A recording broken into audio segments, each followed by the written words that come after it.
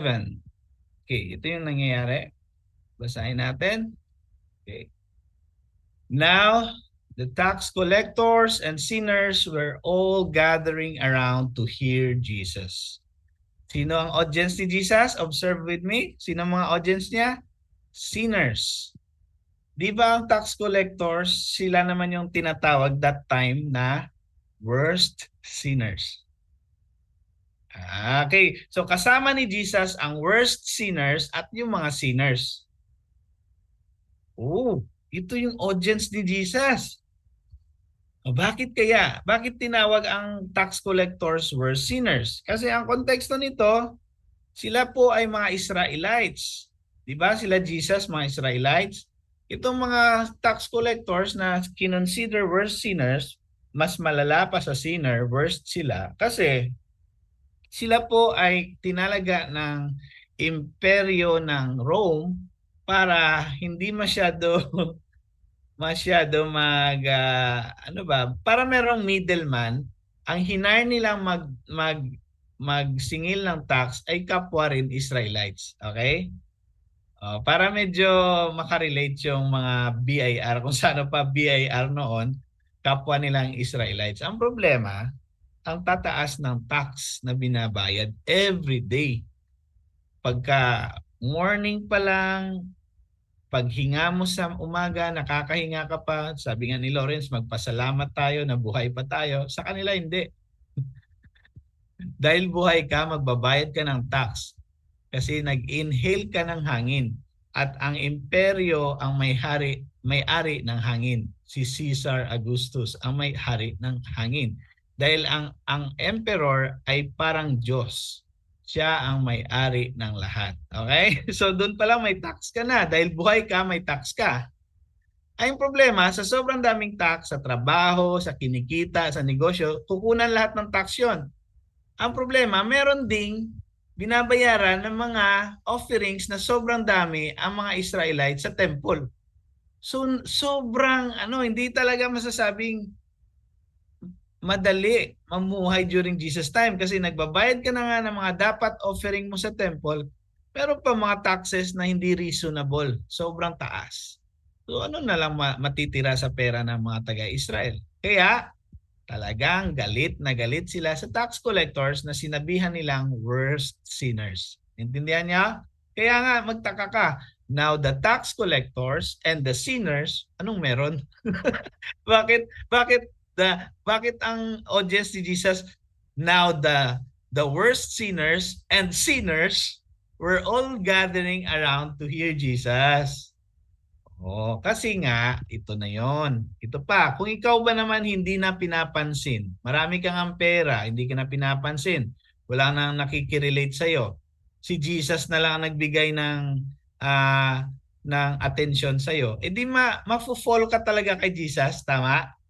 O kung wala nang pumapansin sa'yo, Lawrence, papasok ka sa office mo, walang papansin sa'yo, anong feeling mo? Pangit. So, lalapit ka kay Jesus na pumapansin sa mga hindi pinapansin. Kaya in love ang mga sinners kay Jesus at gustong-gusto nila makasama si Jesus. Si Jesus lang ang nagbigay attention sa kanila, ang nag-include sa kanila, hindi sila naging outcast. Si Jesus lang ang nakinig, no? Tama po, they are feeling lost talaga. And feeling lost and also spiritually lost kasi sinners nga sila. So lahat na lang, psychologically, emotionally, lahat talagang down na down sila. Okay? That's why they need to hear the words of Jesus. So tamang-tama, may connection din kasi Bible Emphasis Month, nakita nila yung importance ng salita ni Lord. Tayo rin. That's why we are here every Sunday. Hindi para kasi nahihiya kayo kay Lawrence o sa akin. Hindi po. It's not about us. This is about Jesus and His Word. No? Na talagang ini-instruct tayo kung ano si Jesus, sino si Jesus, at ano ba talaga si Jesus. No? So ngayon, may nagalit. Pakibasa Lawrence, verse 2. But the Pharisees and the teachers of the law muttered, "This man welcomes sinners and eats with them." Yun. Wait mo na. nagreklamo yung mga religious na tao, yung mga magagaling sa Bible at yung teachers of the law na tinatawag na scribes, yung nagsusulat ng Bible. Ibig sabihin nun, Lawrence, meron ng prophecy, tinatransfer na lang sa scroll. So yun yung mga scribes or teachers of the law. So magaling sila mag-transfer ng mga script, magaling din sila magturo. Okay? So ganun ka. Siyempre, ikaw ba naman mag-copy ng Bible? Mamamaster mo talaga. At alam mo, napakaganda, yung mga scribes noon, per letra yung bayad. Ang dami nilang pera. Yung mga religious people noon, ang daming pera. So, ang ganda, no? Maganda yung kanilang ministry kasi sobrang dami silang pera. Ang problema, naging self-righteous. Naging self-righteous na nagagalit sila kay Jesus. Bakit daw si Jesus nakikikain sa mga makasalanang tao?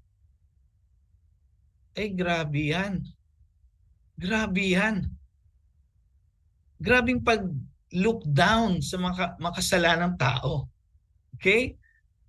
This man welcomes sinners and eats with them. Uy, alam niyo ba ang konteksto ng eats with them?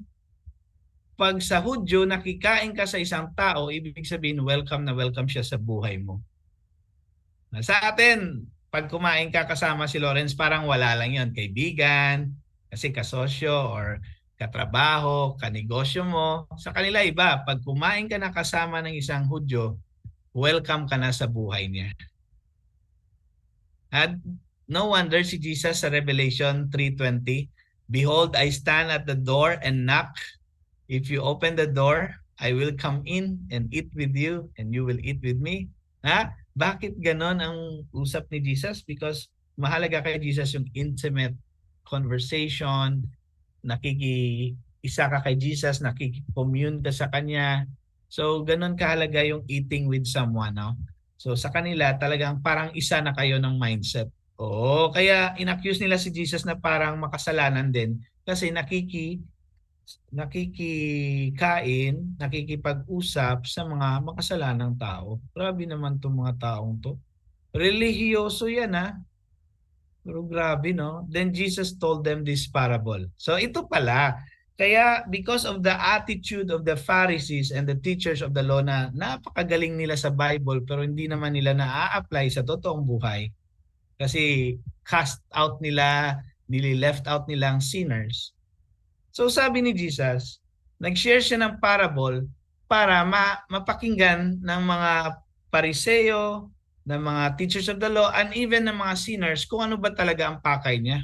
Bakit siya pumunta sa lupa. So sabi niya sa verse 4, suppose, pakibasa nga Lawrence yung buong story. Suppose one of you has 100 sheep and loses one of them. Doesn't he leave the 99 in the open country and go after the lost sheep until he finds it? And when he finds it, he joyfully puts it on his shoulders and goes home. Then he calls his friends and neighbors together and says, "Rejoice with me, I have found my lost sheep." I tell you that in the same way there will be more rejoicing in heaven over one sinner who repents than over 99 righteous persons who do not need to repent. Klaro. Grabe, klaro. Kaya siya gumamit ng parable para maging clear ang mensahe ni Jesus. Minsan kasi mas nakikita natin ang meaning pag dinaan natin sa story, no? Kaysa sasabihan mo lang kayo ha, mali kayo. Ha? Mas maganda minsan daan mo sa story, ganun si Jesus eh. So dinaan niya sa story na pag ikaw shepherd, may nawala isa sa 100 sheep mo, di ba iiwan mo yung 99, sabi niya. Di ba? Iiwan mo at you will go after the lost sheep until he finds it. Grabe. Hindi siya titigil kahit ilang araw, ilang weeks, ilang linggo yan, ilang buwan. Ang shepherd, lalo na si Jesus kung siya ang tatanungin mo, he is the greatest shepherd eh. He is the good shepherd. Oh, kung tayo nga ng mga normal shepherds lang, mga shepherds, kung kayo shepherd, di ba? Kung may nawawala, hahanapin nyo. Ano pa kaya siya, the good shepherd? No? That he is willing to lay down his life to his sheep. Sinabi niya yan sa John, Gospel of John naman yon.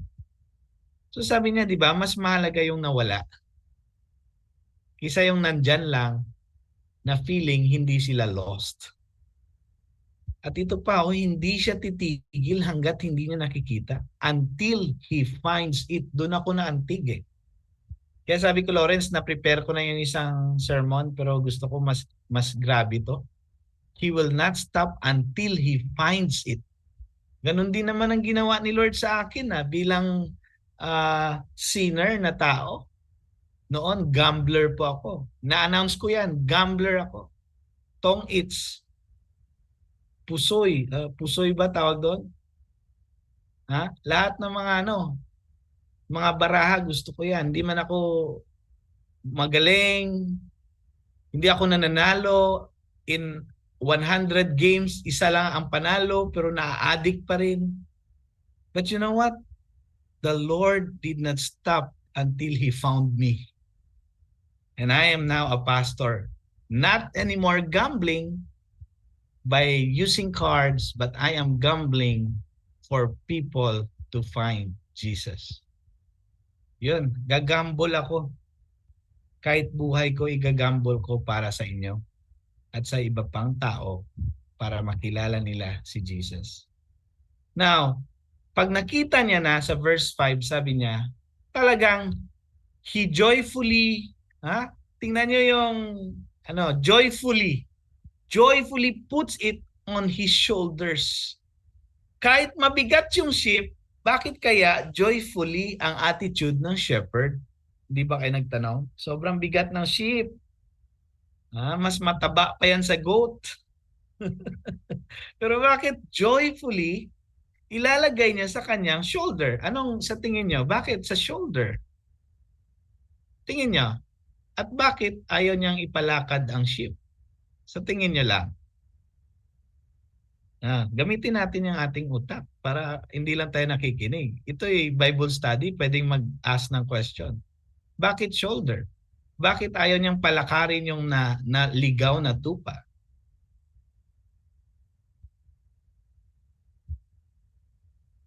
Sige nga, mas maganda minsan mag-imagination tayo eh. Para hindi na ulit maligaw, tama?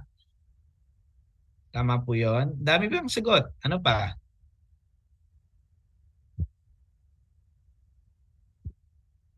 Tingin niya. Sige na nga, ako na nga lang. Maubos yung time natin eh. Thank you, Ma'am Riza. Okay po, Ma'am. Salamat po sa answer. Ang ganda kasi yun na nga, para hindi na maligaw. Pero ito pa, ang logic is, di ba pag naligaw ka, pagod na yon? Pagod, gutom, maraming sugat. Grabe, ang sheep, kahit yung kinakain niya ng mga grass or palay, minsan yung mga butil noon pupunta sa mata niya, hindi niya napapansin hanggang ma-scratch, mabubulag siya.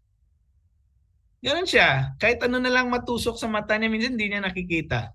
So, blur yung kanyang vision, kaya kailangan niyang sumunod sa voice ng shepherd. Okay, di ba ganun yan?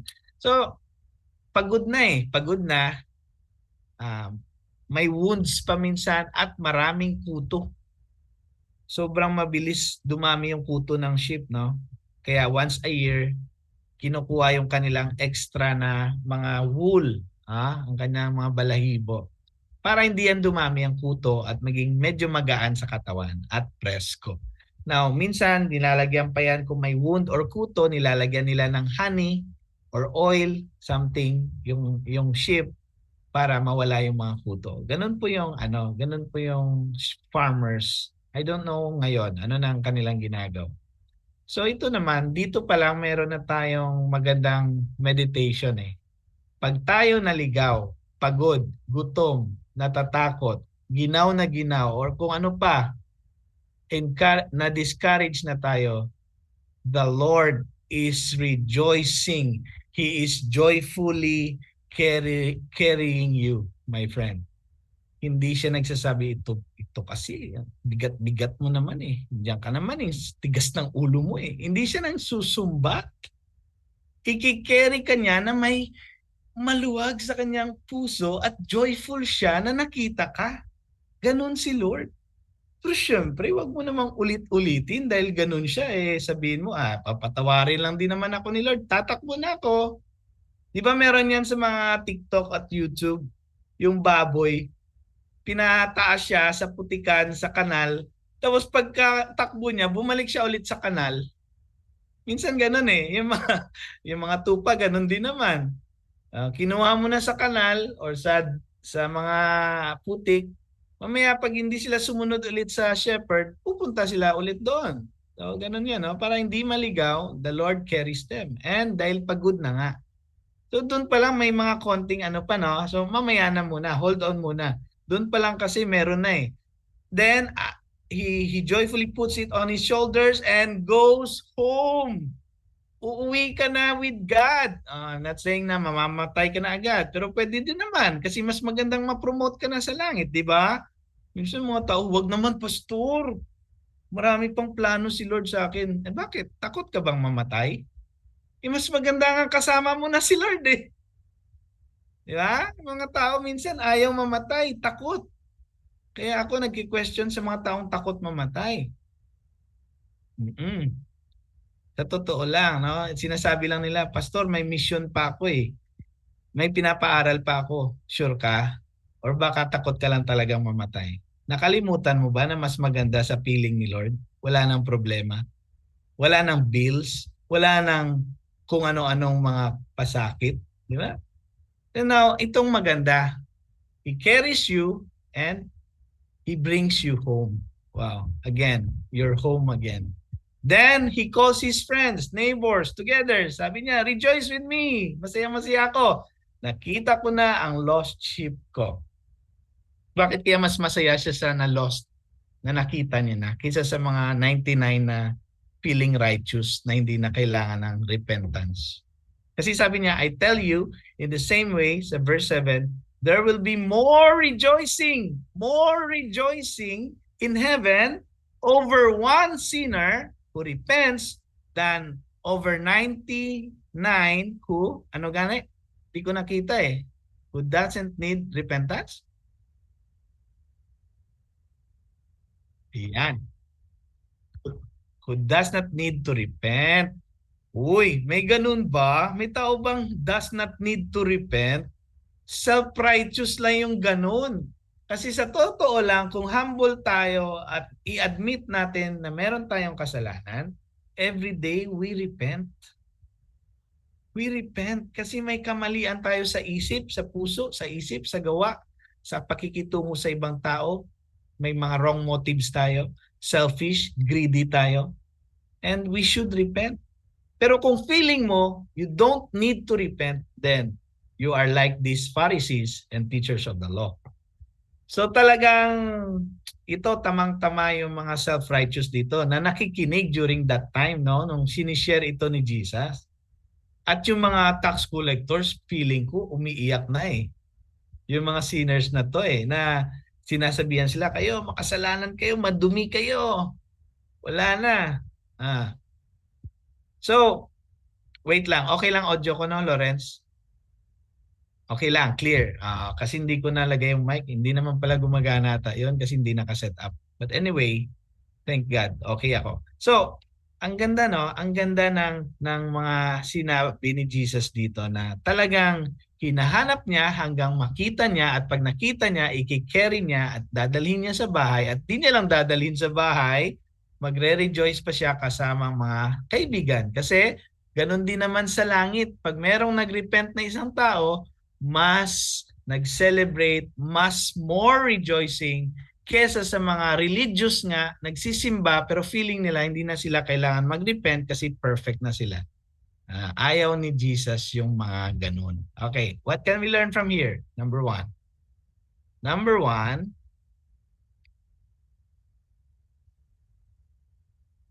finding the lost is God's action. Gawain ni Lord yun. Okay? Sinong nag-find sa ship? Si Jesus. Sinong naghahanap talaga sa atin pag naligaw tayo? Jesus. Walang iba. Sinong nakakahanap sa atin? Si Jesus. So, si Jesus until today is in the business of seeking the lost. Finding the lost. Hinahanap niya ang mga naliligaw. Take note, hanggang ngayon, naghahanap si Jesus ng mga naliligaw. Ang iba naman kasi nagpapaligaw-ligaw. Tama? Hinahanap na nagliligaw-ligaw pa rin. I mean, meron daw isang story na may nag-hiking sa mountain, parang similar to sa akin pero medyo hindi. Sa mountain din, hiking, naligaw siya. At ngayon, may tumatawag sa kanya. Alam mo nangyari? Kasi sa mountain na yon, maraming signal, okay signal. 'Di ba mga cell sites minsan sa mountain? Alam mo, hindi niya sinasagot ang mga tumatawag sa kanya kasi yung reason, hindi niya daw kilala ang number. Imbis na mahanap siya, hindi na siya mahanap ng ilang araw. Kasi hindi niya sinasagot ang mga tumatawag sa kanya. Minsan sa buhay natin, parang ganito rin hinahanap ka ni Lord, pero anong ginagawa mo? Tago ka naman ng tago. Hindi ka naman makatago sa mata ni Lord. Kasi si Lord, kita niya naman lahat Nung si Adam, di ba, nagkasala at si Eve, anong sabi niya? Unang question niya, where are you? Although nakikita na siya ni Jesus or ni God, saan ka na? Kita na siya. Pero gusto ni Lord, magpakita ka. Huwag kang magtago-tago. Ay wala namang nakatago kay Jesus. Tama? Kung hinahanap ka, huwag ka na magpahanap-hanap pa. Hinahanap mo na nga magtatago pa ako para mas dramatic. May mga taong ganun Gusto ko mas hanapin pa ako May mga ganun meron din ako mga experience na dahil hindi mo lang nabati, hindi na sisimba. Tapos, bakit hindi ka nagsimba? Kasi wala nang pumapansin dyan sa akin, pastor, sa church. Wait, nakalimutan mo. Di na shout out ang pangalan, hindi na tag. So, ayaw na magpakita. So, dahil ayaw na magpakita, pastor, ayaw ko na dyan, di na ako napapansin, di na ako nabibigyan ng atensyon. Wait lang. Ang tagal mo na sa simbahan, ikaw na dapat ang magbigay ng atensyon. Hindi na dapat ikaw ang binibigyan ng atensyon. Yan yung mga taong tumagal lang sa simbahan, hindi pa lumago sa Christian life kasi walang basa-basa ng Bible, walang prayer meeting, walang Bible study, walang simba-simba. Sabi lang nila, basta alam ko sa isip ko, pastor, naniniwala ako kay God. Church-goer lang, wala namang transformation sa buhay. Tama yan, Lawrence. No? Alam nyo, God is finding the lost. At kung alam mong nakita ka na ni Lord at ikaw din na nasumpungan mo na ang Panginoon, please, wag na magpahabol-habol. Habulin mo ako. Come on and get me, get me, get me. Wag ko nang kantahin, hindi ko memorize yun Yung mga ganon, wag ganon. Wag ka na sino mang kumanta nun? Ha? Sino? MYMP? Sino ang singer? Si? Sino? Pakiano naman yung mga may alam dyan. Come on and get me, get me, get me. Sino yung singer? Ha? MYMP. So wag ka na magpa-MYMP syndrome. Please lang. Wag na. Paipik-ipik ka pa Natagpuan mo na, nagtago-tago ka pa Lumabas ka na. Hindi naman nakatago kay Lord lahat ng buhay natin, tama? So again, God is in the business of finding the sinners. Gusto niyang hanapin ka. At ikaw naman, magpakita ka rin. Good news si Lord ang gumagawa nun. It's God's action. It's all God's work. Ginawa ko lang word action para merong rhyme mamaya. Finding the lost is God's business or God's action. Now, reflection. Application and reflection. Are we still seeking the lost? Tayo bilang simbahan, naghahanap pa rin ba tayo ng mga naliligaw? O okay na tayo yung upo, pakinig, uwi. Upo, pakinig, uwi. Wala na sa mind natin na hanapin yung iba. Kasi feeling natin, nahanap na ako ni Lord, okay na. Ako lang naman to I mean, parang feeling mo ikaw talagang pinakabida. Kalimutan mo, you are also called by Jesus to go and make disciples. May malaking problema ang isang Kristiyano kung hindi na siya naghahanap ng mga naliligaw. Ito pa, paalala, may malaking problema ang simbahan na yan kung puro na lang punta sa church, punta sa church, punta sa church na hindi na ang church mismo hindi na naghahanap ng lost. May problema ang simbahang yan. Hindi ko na sasabihin kung ano yan. Alam mo, kung andyan ka sa simbahan na yan na hindi naghahanap ng lost, palagi na lang, kayo punta sa amin, kayo punta sa amin, kayo, sige, pasok kayo dito kasi pag pumasok kayo sa amin, maliligtas kayo. You know what? Hindi 'yon ang katuruan ng Panginoon. Tayo ang pupunta sa mga na-lost. At pag ang simbahan hindi na naghahanap ng lost, puro ang simbahan na lang, simbahan, puro na lang about the simbahan, na kalimutan na ang Panginoon pala nagsasabi, go out, go and make disciples. Pastor, kasi hindi ako marunong mag-share ng gospel. Di invite mo lang. Pwede naman mag-invite, no? Pwede ba mag-invite? Mag-invite kayo. Oo, hindi lang naman to na kayo lang maliligtas. Number 2, what can we learn? Bringing the lost back home. Kanina yon, di ba? Nandun yon sa verse. Is God's mission. Gusto niya makauwi na yung mga naligaw. At mission ni Lord yun. Huwag nating kalimutan. Marami doon na wala pa sa bahay ni Lord. I'm not saying about the church na building na sabihin mo, Pastor, na-invite ko na, nagsisimba na yon. Hindi yun ang purpose ni Lord. Pakinig. Hindi si Lord tumitingin. Hindi naman sinabi sa verse, di ba, Lawrence, Rose, or Ma'am Riza, Joanna, Christina, hindi naman sinabi sa Bible na heaven is rejoicing because of attendance. Sinabi ba? Ano sinabi? Heaven is rejoicing because of repentance. Repentance, pagbabago, change heart, change mind, forgiveness. Yung mga sinners na humihingi ng kapatawaran, yun yung nagbibigay kapurihan sa Diyos, at yun yung nagpapa-celebrate sa heavenly host. Mga angels tuwang-tuwa every time may repentance ang sinners. Again, what is the mission of God? For sinners to repent and to go back home. Hindi lang para papasukin sa church. Hindi yun yung pinakapunto. Yes, mahalagang nag-a-attend. Pero kung puro ka lang attendance, wala namang repentance, ano yun? Useless ang pagsimba-simba natin. Walang pagbabago. Pakinig lang ng pakinig, wala namang repentance. Alam mo namang mali yung ginagawa mo, patuloy ka pa rin. Alam mong mali yung desisyon mo, sige lang, okay pa rin. Bakit? Sasabihin mo, wala naman akong inaapakang tao. Desisyon ko naman to. Kung mapapahamak ako, wala ka namang pakialam, pastor. See, kita mo? Anong use ng simba-simba mo? Wala ka namang, at puro ka attendance, walang repentance. Pero ito yon, kung may totoong repentance ka, mag-attendance ka rin. Hindi naman pwedeng, alam na ni Lord yun, pastor, nag-repent na ako sa sin ko, hindi na ako pupunta ng church. Kailangan mo rin. Pero unahin mo yung repentance. Umuwi ka na, baby. Anong kanta na naman yun? Anong kanta yun?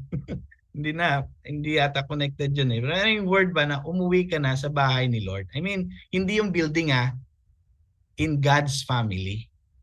Yung magbago at mag-repent sa kasalanan. Okay, anong reflection natin dito? Reflection.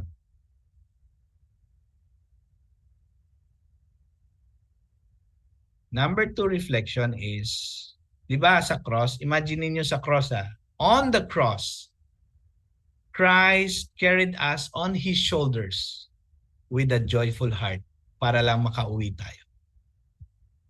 Grabe na unang, di ba 7 last words of Jesus, 7 palabras, 7 palabras, 7 last words. Di ba? Father, forgive them. Ay, grabe.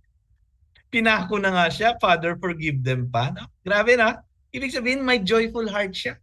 It's my pleasure. Parang sinasabi ni Jesus, it's my pleasure to save you. Yes, it's painful. I am crying. I am crying in pain. I am yelling. I am suffering here. But it's my joy to save you. And I'm willing to carry that cross for you to be forgiven. But God is telling you also, this time, ngayon save na kita, deny yourself, take up your cross, and follow me. Ikaw naman ngayon. Are you willing to suffer for me? Are you willing to take that cross na kahit pinapahiya ka na ng tao, hindi ka nahihiyang magsabi, I'm a follower of Jesus. Because you are willing to carry your cross. Take note, sabi ni Jesus sa mga tao, carry your cross. Sa mga taong susunod sa Kanya, if you want to be my disciple, Jesus said, take up your cross, deny yourself, take up your cross, follow me. Hindi niya sinabi na kung ano-ano dyan. Take up your cross. Ano bang take up your cross? I-carry mo. You suffer with Jesus. That's more heavier than just wearing a cross. Carry your cross. Don't just carry a cross in your body. Carry literally, suffer with Jesus. Yun ang ibig sabihin nun. Grabe si Jesus, no? Kineri tayo. Number 3, a repentant heart is heaven's celebration. Is heaven's celebration. Kaya nagsi-celebrate ang heaven because of repentance. Ha? Wala nang iba. Ha? Heaven is rejoicing kahit isang tao lang mag-repent. Kaya yan ako pag may chance lang mag-share ako. Kasi masaya ako na masaya ang langit. Nawawala lahat problema ko, Lawrence. Ha? Nawawala. Parang hindi na yung atensyon sa iyo eh. Na yung mata mo wala na sa problema mo eh. Natuwa ka na save siya kay Jesus. At sinave siya ni Jesus. Yun na yun. Yun na yung focus mo eh. Yung nakakilala sila kay Jesus. Wala na. Ano pang problemahin mo? Diba? Kaya tayo namang problema kasi puro yung focus sa atin eh. At alam mo naman, pag nakafocus ka lang sa sarili mo, ang nakikita mo ano? Problema, irritation, unmet expectation, ano pa? Regrets, failures. Yun yung nakikita mo when you look at yourself. Kaya nga sabi ng Bible, fix your eyes on Jesus eh. Kasi when you fix your eyes on Jesus, wala ka nang ibang nakikita. Siya lang. Di ba? Hindi yung worry. Now, reflection number 3. The heavenly host rejoices over a repentant heart. Now, I'm not just talking sa mga sinners. Tayo rin, mga believers na. Are you still repenting sa kasalanan mo? We should repent every day. Kasi hindi man natin alam, meron talaga tayong nagagawang kasalanan sa isip, sa puso, sa gawa, sa salita, at sa pakikitungo sa ibang tao at sa Diyos. Meron talaga tayong nagagawang mga kasalanan. But ang good thing, si Jesus, nakafocus siya sa new life na binigay sa'yo. So tayo rin dapat nakafocus na sa bagong buhay na binigay ni Jesus sa atin. Huwag na tayo sa past, tapos na yun eh. Doon tayo sa new life. Kasi sa new life na binigay ni Jesus, yung eternal life na meron ka ngayon, meron ka ng new mission. Anong mission na yon? To seek the lost. You cannot save the lost, ha? To seek the lost and share the gospel to the lost. Take note, it's God's action. It's God's work to save, not ours. Tayo maghahanap lang para sharean sila that Jesus is the only Savior of the world. Yun lang naman ang mensahe tonight. Again, God is in the business of finding the lost. Sana hindi yun mag-stop sa'yo. kung nakita ka na ni Lord and God already found you, may you be inspired to also find others and usher them to Jesus or share the gospel or introduce Jesus to them. Many are hopeless in the world, and the only one who can give them hope is Jesus Christ. Can you always pray that, Lord, sana gamitin mo ako na marami pang makakilala sa iyo. Hindi lang to tungkol sa akin. Sana marami pa akong ma-invite.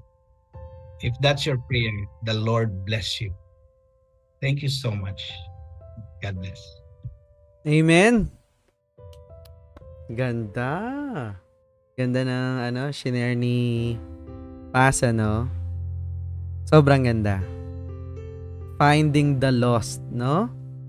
Alam mo, isa yan sa mga everyday prayer ko, no? Especially in our business. Kasi tama eh.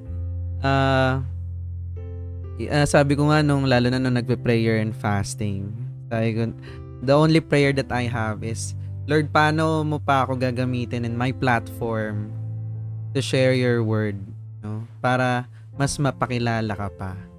And nakakatuwa lang kasi ito yung diniscuss ni Paz, no? So, lagi ko nga sinasabi, no? No coincidences, no accidents. So, may nakaprepare na lesson na. Parang yung nangyari lang sa amin last Thursday, no? Parang awarding namin nun, pero may nag-share na iba, no? So, na-bless din lahat. So, it's the same here, di ba?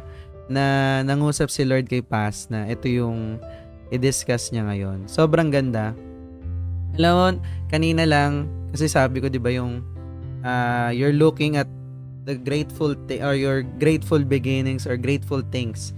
So, dun sa story ni Jesus, no, dun sa about sa sheep and even those Pharisees, dun agad makikita mo na agad no, kung titingnan mo siya sa mabuti or masama.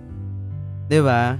Kasi pwede mong tingnan 'yon sa isang banda na parang ang strange nga nun, iwan ng shepherd yung 99 para lang dun sa isa. Syempre, 'di ba? Ano mas gusto mo, yung maligtas yung 99 o yung isa lang? Pero if you look at it, dun sa mismong message ng verse, it's about it's about rejoicing, no? It's about rejoicing dun sa part na hindi mo pinabayaan yung 99, pero dahil dun sa isa. 'Di ba? Ang galing lang no, na na-remind din tayo bawat isa. Even ako, no, na hindi lang siya basta darating eh. Alam mo, hindi lang siya basta kakatok sa pintuan mo na, uy, kailangan ko maligtas. Pakilala mo naman ako kay Lord. Though may mga ganong instances, ha? Merong mga ganon. Kasi, I for one, ganon ako dati. 'Di ba? Pero, it's not everyday na merong ganon. Nalalapit sa'yo na, gusto ko talaga magkaroon ng relationship kay Lord. Gusto ko talaga makilala. Turuan mo naman ako magbasa ng Bible. Hindi eh. 'Di ba? So, ang galing lang kasi Jesus taught that God is actively seeking out the lost. Actively. 'Di ba? Parang lang 'yan. Pati pag-iintay, 'di ba? Hindi pwedeng passive ka lang. Actively waiting, 'di ba? Actively seeking, 'di ba? So, ang galing, no? Na hinahanap tayo ni God, no? Yung mga makasalanan, more than yung mga makasalanan na naghahanap kay God. Grabe, no? Alam mo, kanina medyo natitiri-eyed ako doon sa part nung second truth, no?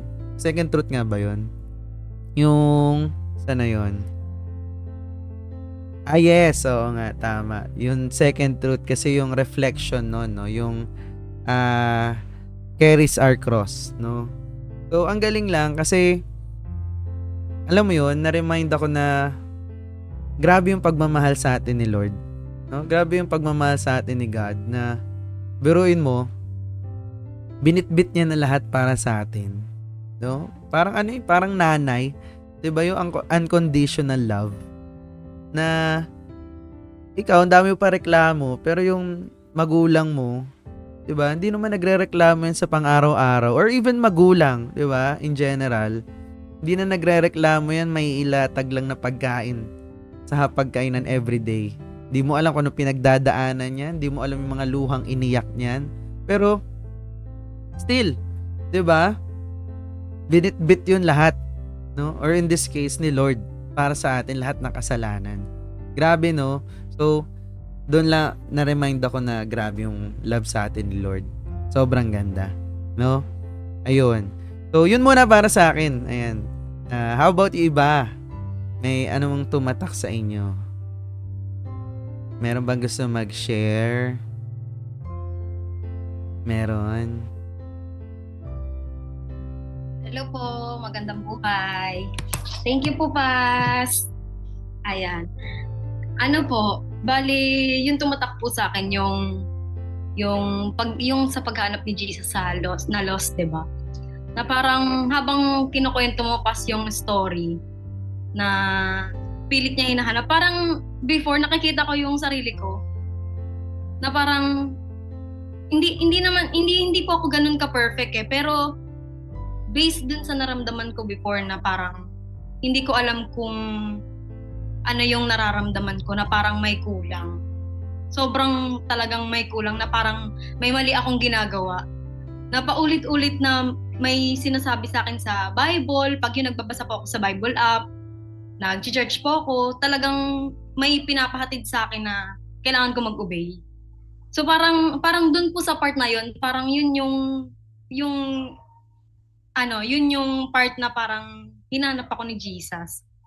Na ngayon na kilala na totoong na-receive ko na talaga si Jesus and I obey po, na talagang dapat hindi lang po ako yung ma-save.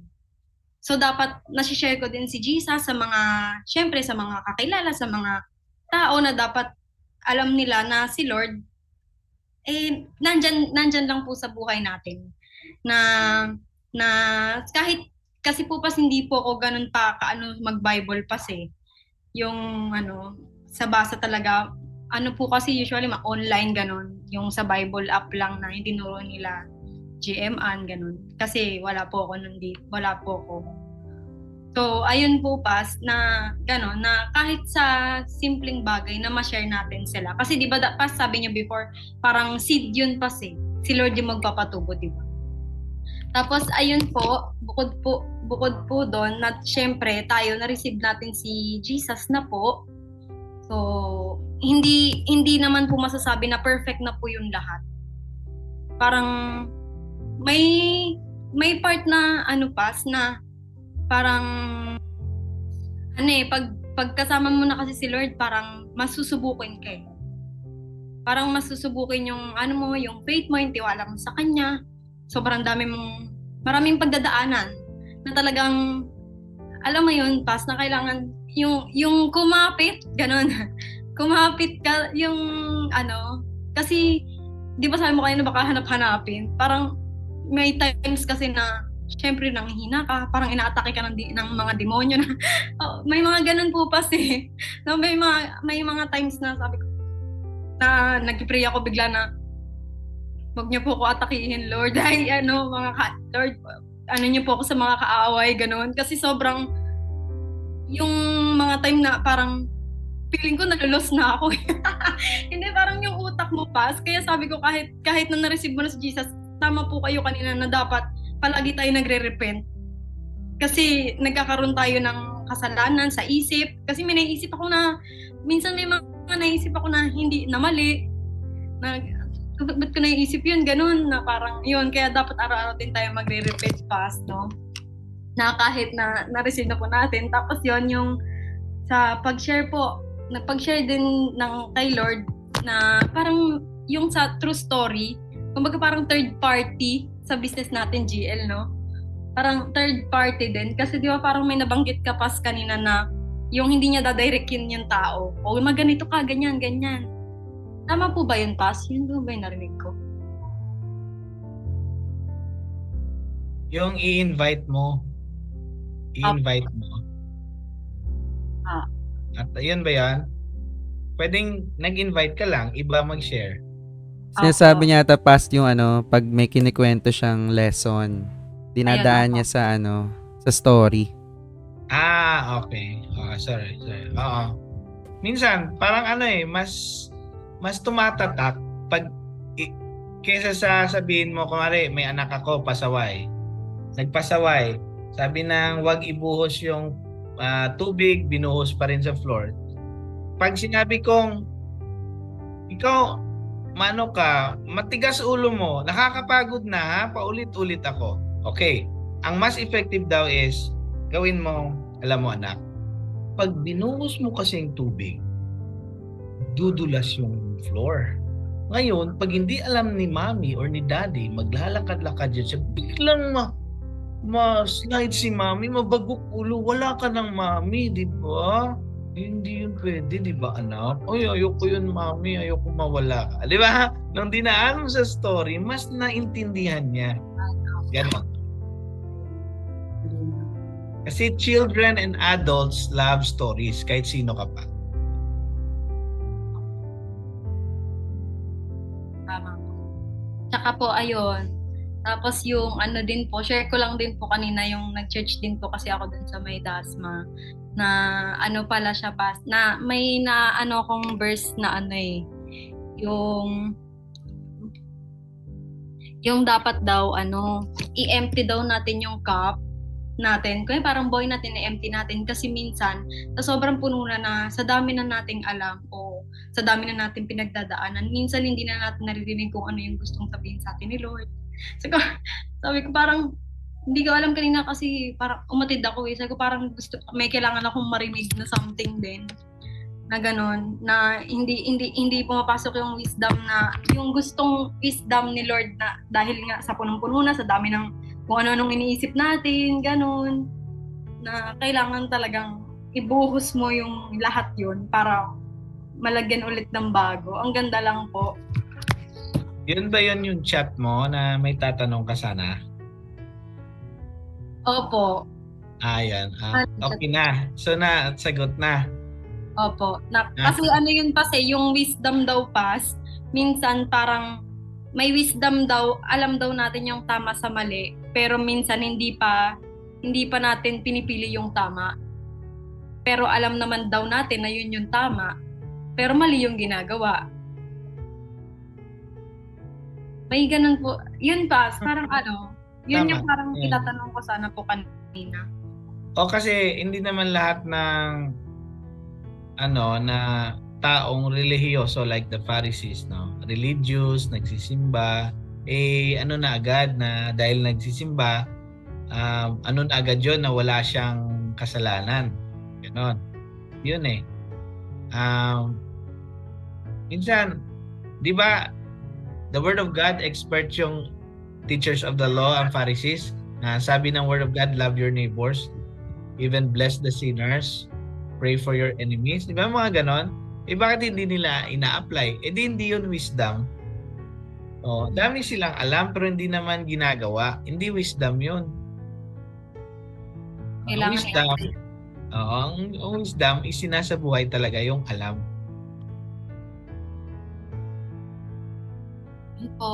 Thank you po. Galing. Na-remind nga ako pas din sa sinabi mo, no? Tama talaga eh, no? Honor God and make disciples. And tama, ang dami kasi sa atin, no, nasa stuck lang dun sa ano eh. Either dun sa number 1 or sa number 2. Sabi nga ni Pas, 3 bagay yan eh. 'Di ba? So number 1, dapat kilala mo si Lord.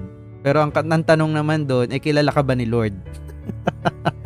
'Di ba? So dapat nandoon ka rin sa number 2, which is kilalanin mo si Lord. 'Di ba? So once na nakilala mo na yun, you're having a relationship, you acknowledge God as your Savior and everything, 'di ba? Pero it doesn't stop there. No, yung iba kasi nasa stuck naman do sa number 2. Puro kinilala. Yun, tumigil na parang yung mga Pharisees. Hindi na nakarating sa number 3, which is ipakilala. 'Di ba? Ipakilala si Lord. So dapat kilala, kinikilala, ipakilala si Lord, no? Galing. Ayan. So sino pa gusto mag-share? Meron pa ba gustong mag-share na kanyang reflection? Meron ba, Lana? Okay. Back to you, Past. Okay, so thank you so much, no. May sinare din ako sa spiritual gathering. Maganda rin yun minsan makita yung about 99 and the lost sheep. Anyway, so thank you so much sa lahat. Thank you, Lawrence, for hosting always. And sa lahat na nandito, hindi ko man masabi lahat, no? Sila Naan. Sino pa ba? May nawala ata. 10 tayo kanina. Sheena, Joanna, Naan, Rizam, Michelle Rose, si Shat. At meron pa isa na wala kanina, no? Thank you so much for joining. Next week will be communion rites. Meron tayong Lord's Supper. If you can join, konting grape juice and biscuit or plain bread, please join us sa Lord's Supper. And after this, Lawrence, and yung mga nasa spiritual gathering ko na nandun sa chat, please stay for 5 minutes. May sasabihin ako maganda. Okay? 5 minutes lang. Okay? Yung nasa spiritual gathering group chat, please stay for 5 minutes after matapos yung session natin. Okay, let's pray. Let's pray. Panginoon, salamat po for speaking to us, for reminding us na hindi lang kami ang hinanap mo. Salamat. Hinanap mo kami, sinave mo kami, binigyan mo kami ng eternal life, ng peace. You mended our broken hearts, and every day as we come to you in repentance with a contrite heart, Lord, salamat for your forgiveness. And Lord, help us not to sin again, the same mistakes, the same hard-headed decisions. Sana hindi na namin ulitin yung mga lumang kasalanan. I mean, wag na namin balikan yung lumang buhay namin. Lord, as you give us new life, may we have that new heart, transform mind, at mag-focus na kami sa new mission na yan. And that is to make disciples or to make you known to others. I-bless mo ang lahat na nandito. I-bless mo ang kanilang buhay na maging pagpapala sa kanilang family at sa mga ibang tao. Bless their businesses, bless their income, bless their health. Na magamit ito lahat for your glory. No? Hindi naman pwedeng, Lord, bless me, pero you're not willing to be a blessing to others. God, thank you. You are our blessor. You are our great shepherd, our provider. You are our healer, and you are our savior. We worship you. You are the one who purifies us from our sins, forgives us from our iniquities. Salamat, Lord, for giving us more chances. But Lord, may we not neglect your grace or reject your grace na parang wala na kaming pakialam. We just live our lives kung anong gusto namin. Lord, sana maging mindful kami ano yung kalooban mo, ano yung mali, ano yung tama. Maging mindful kami at even sa aming buhay pa lang, wala pa kaming sinasabi, makita na yung gospel sa amin, makita na si Jesus Christ. Empower mo kami, Panginoon, because without you, we are nothing. But with you, we are powerful and we can become a powerful testimony to others. We are not perfect, but thank God, we have a perfect God who continue to perfect us every day. Now bless us, Lord. May your grace be upon us. May your love bind us together in unity, na kahit malayo kami sa isa't isa, isang puso, isang isip lang kami sa inyo. And Lord, may you continue to be with us through the Holy Spirit. In the name of the Father, Son, and the Holy Spirit, I pray. Amen and amen. God bless you all. Una, picture. Lahat makakaya, kalakasan ko'y ikaw. Walang imposible sa'yo aking nakita. Taglay mong pag-asa, ako ay nagtitiwala. Walang imposible. Open cam. Hindi na narinig. Dati siya, dito sa loob, nagulat ako. Pero hindi niya naririnig kasi wala siyang audio. I think nakatulugan niya. Di aasa sa nakikita. Sana